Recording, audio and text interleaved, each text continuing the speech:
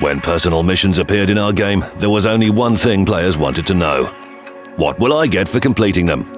And the rewards were partly satisfying. 2 tank destroyers and the T-55A were of little interest. But the Object 260 was a different matter. It was worth grinding. It only has a few drawbacks, and many still want to get this vehicle. Now the T-22 SR is making an appearance. Is it worth sweating over it? Let's find out.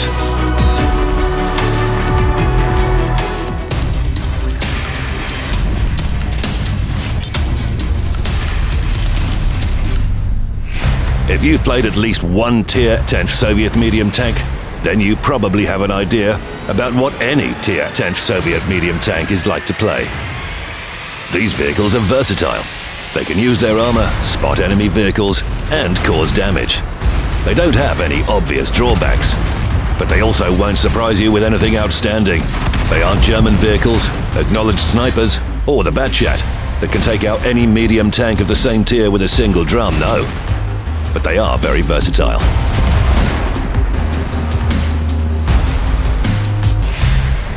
So why do we need another one? At first, the T-22 looks just like any other medium tank. It looks almost identical, and its maximum speed is 55 kilometers per hour. So what's the big deal? Its gun? No, it carries a standard Soviet gun. Its rate of fire is a bit lower, but the accuracy is a bit higher. But in general, who cares? They're similar. The difference is in its armor. You can't see it in the numbers because they're quite similar for all 5 vehicles. But once you take a closer look, you realize that the T-22's armor is much more like the IS-7 than any other medium tank. The weird shape of its hull makes the T-22 not just unusual, but truly unique. Yes, this is the only Soviet medium tank with a pike nose and spaced armor. And if you are wondering about the usefulness of the first feature, spaced armor isn't just good. It's excellent.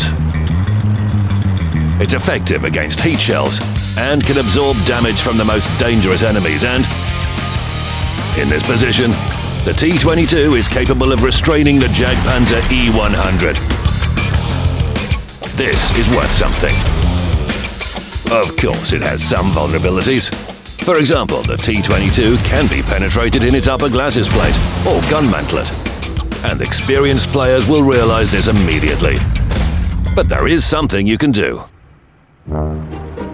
Reverse side scraping, just like the IS-3 does. This is the first and only medium tank that uses this method, and uses it effectively. Here are 15 Waffenträgers, and this is the IS-7. How long will it stand against them? 20 seconds? A minute? Place your bets. We're gonna find it out right now. Now it's time to raise the stakes. Waffenträgers firing premium shells.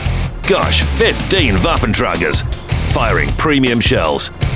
How long will the IS-7 stand against them now? Come on, buddy, use your armor. The heavy tank blows up immediately. See where the shells hit? You might say this is a rough patch in the life of the IS-7.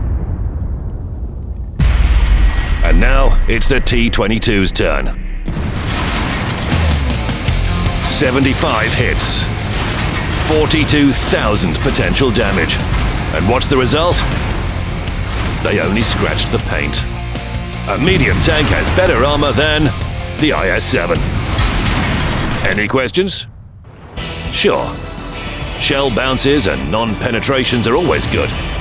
The mix of an enemy's helplessness and personal greatness. We know, appreciate and love this feeling. But ruthless logic always interferes with this magnificence.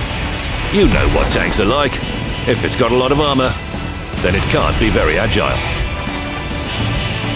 Common sense dictates that if the T-22 is sturdier than its counterparts, it should be slower. So take a look. Let's make our Soviets climb the hill. So what's going on? The T-22 is way ahead. What's the deal? Well, it's faster. Ah, here's the secret. Its engine power is 750 horsepower. This isn't just better than all other Soviet medium tanks, its engine is actually as powerful as an IS-4's. And since all Soviet medium tanks weigh roughly the same, we have the most maneuverable Soviet medium tank with a power-to-weight ratio of more than 20 horsepower per ton. In any sprint, maneuverability test, race or any other situation requiring a swift response, the T-22 will perform better. Of course, it's quite hard to feel the difference. The T-22 won't become a new Batchat or AMX CDC, but it can reach key positions at the start of a battle faster than any other Soviet medium tanks. Especially since it's got things to do there. The T-22 may be not a tank for the front line, but it has no problem at the halfway line. Its armor can hold off the first and fastest enemy forces.